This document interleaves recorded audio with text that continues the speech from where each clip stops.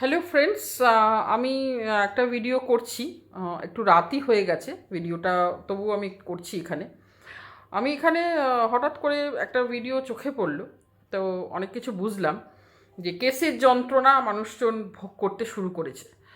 তো আমি কিছুদিন আগেই নিজের জন্য একটু গর্ববোধই হচ্ছে, কারণ কিছুদিন আগেই একটা ভিডিও আমি করেছিলাম যে সমাজ সেবার মুখোশ পরে যে দালালরা এখানে ঢুকে পড়েছে। এবং তোমাদের একটা বলেও ছিলাম যে প্রতিহিংসাটা এমন পর্যায়ে নিয়ে যেও না যে এখানে কথা বলা বলির মধ্যে যা কিছু রাখো, কিন্তু এমন কিছু করো না যেটা তোমারও খুব একটা সুবিধা হবে না, আর আরেকজনেরও খুব একটা সুবিধা হবে না, মাঝখান থেকে কিছু লোক পকেট ভরবে আর কি। এই রিয়েলাইজেশনটা বোধহয় আস্তে আস্তে একটু একটু করে আসছে। তো আমার এখানে দুই বান্ধবী ছিল, তারা বন্ধু ছিল খুবই ভালো। অ্যাকচুয়ালি আমরা চারজন ছিলাম, তার মধ্যে তিনজন যেহেতু ওয়েস্ট বেঙ্গলে, তারা বেশি ক্লোজ ছিল, দেখা সাক্ষাৎও হয়েছিল তাদের। সেই দেখা সাক্ষাতের মানে খুব সুন্দর সুন্দর মুহূর্ত আমিও দূর থেকে বসে দেখেছিলাম, এবং ভেবেছিলাম যে কোনো একদিন হয়তো আমিও যখন যাব কলকাতার দিকে, তখন হয়তো আমিও এদের সঙ্গে জয়েন করব। তো কালে কালে সব কিছু ভেঙে গেছে, এখানে বোধহয় সম্পর্ক রাখাটা খুব মুশকিল হয়ে যায়। দুঃখ পেয়েছি, আমি খুব দুঃখ পেয়েছিলাম যে ভালো সম্পর্কটা ভেঙে গেল, সবারই মধ্যে একটা কিরম ছাড়াছাড়ি হয়ে গেল।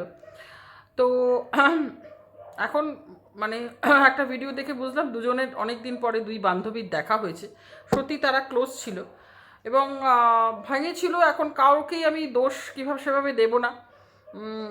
এখানে পরিস্থিতি এমন হয়, মানুষজন বললাম তো বেশি দিন এখানে সম্পর্কে বোধহয় একটা নজরই পড়ে যায়, বেশি দিন মানুষ রাখতে পারে না।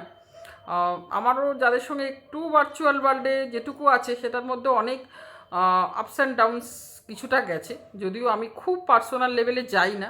এই কারণেই যাই না, কারণ এই জায়গাটাকে আমি বুঝে গেছিলাম যে এই জায়গাটাতে মানুষ বোধহয় চিরদিন ঠিক বন্ধু থাকবে না, আর যখন থাকবে না তখন সে খুব আঘাত দেবে। হ্যাঁ, কারণ আর আমি মানুষটা, তোমরা হয়তো ভিডিওতে দেখে ভাবো কি ভাবো জানি না, আমি মানুষটা ভীষণ সেন্টিমেন্টাল, আমি ভীষণ সেন্টিমেন্টাল। আমাকে যাদের আমি কাছের মনে করি, যাদের আমি ভালোবাসি, তাদের থেকে মানে ভিডিওতে বসে বসে তারা আমাকে কিছু বলছে, সেটা আমার নিতে খুব কষ্ট হবে।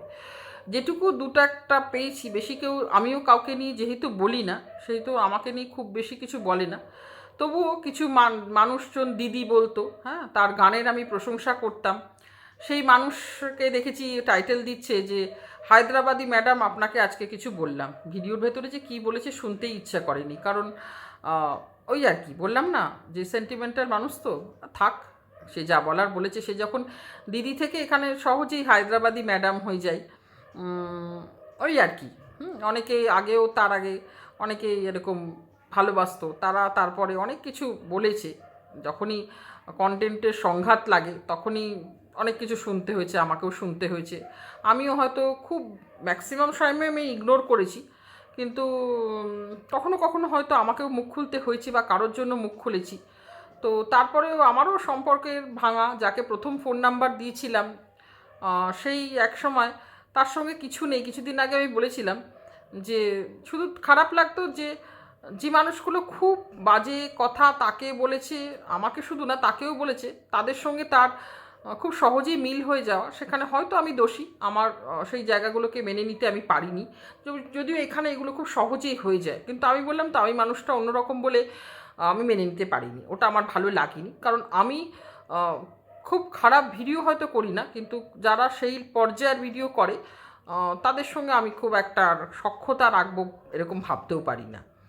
তো যাই হোক, এখন বুঝলাম দুই বান্ধবীর দেখা হওয়াতে হয়তো দুজনে একটু ইমোশনাল হয়ে গেছে। আসলে আমি সেদিন ভিডিওতেই তোমাদের এই কথাটা বলেছিলাম যে এখানকার কোনো মানে এখানকার ধরো কোনো রাগ, সেটাকে এমন পর্যায়ে নিয়ে যেও না যে তৃতীয় ব্যক্তি ফায়দা তুলে বেরিয়ে যায়।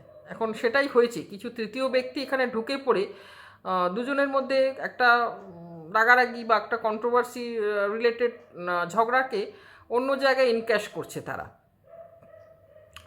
তো সেটা তো হওয়া উচিত না। এখানে কন্টেন্ট করতে হবে, হ্যাঁ, কন্টেন্ট করতে গিয়ে কথাবার্তার মাত্রাটা অবশ্যই একটা সীমায় রাখা উচিত।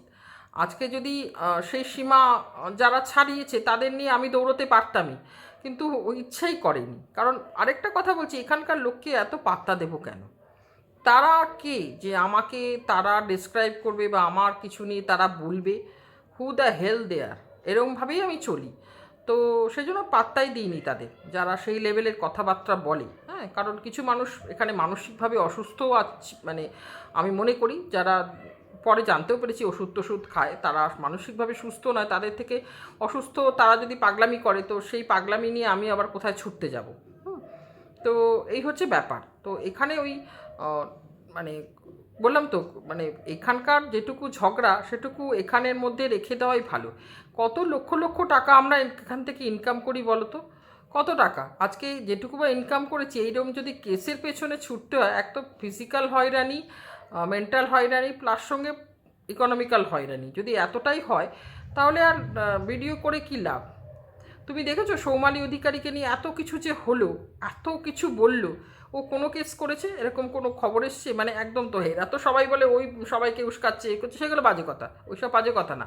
রিয়েলি একদম এরকম কোনো এসছে যে সৌমালি অধিকারীর তরফ থেকে একটা কেস হয়েছে? হ্যাঁ, করবে না, কারণ এরা এইসব লোকেদের পাত্তাও দেবে না, আর এরা অত ফালতু পয়সাও খরচা করবে না।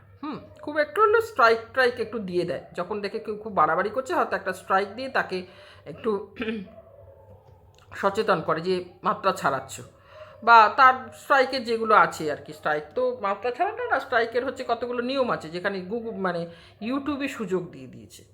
তো ইউটিউব না আমাদের অনেক সুযোগ কিছুটা হলেও দিয়েছে, যে তুমি তাকে ব্লক করে দিতে পারো, তুমি তাকে হাইড ইউজার, আমাকে অনেক উল্টোপাল্টা কমেন্ট এলে আমি একদম রিপোর্ট মারি, তারপরে কিছু নির্লজ্জ পাবলিক আবার চলে আসে, আবার ফেক আইডি নিয়ে আসে, তুই কতবার আসবি, আমি ততবার রিপোর্ট মারবো।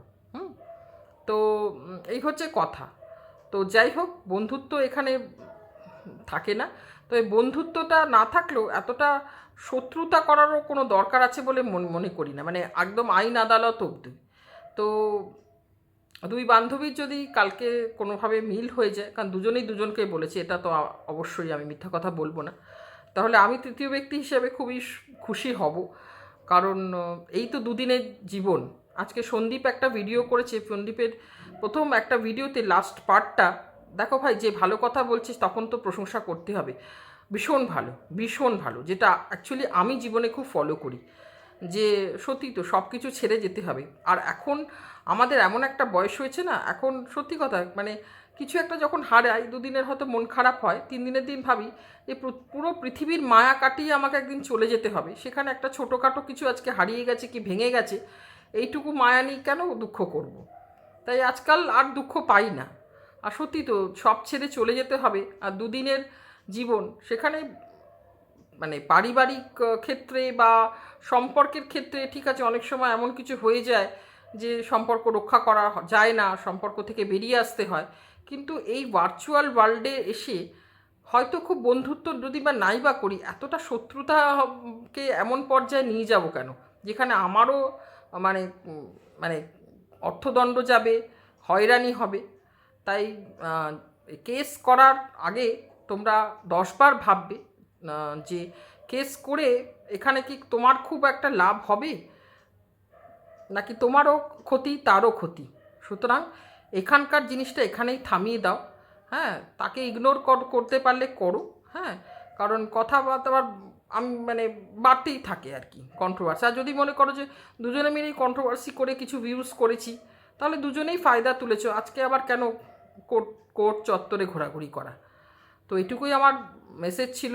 হ্যাঁ, আমার দুই বান্ধবীর মধ্যে মিল হলে আমি খুব খুশি হব, কারণ সব কিছুই মান অভিমান মিটে যায়, আমারও কারোর সঙ্গে মান অভিমান মিটে গেছে।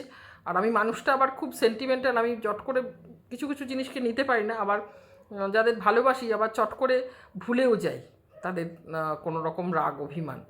তো আর কিছু না, ছোট ভিডিওটা এখানে শেষ করছি। ভালো থেকো, সুস্থ থেকো, গুড নাইট।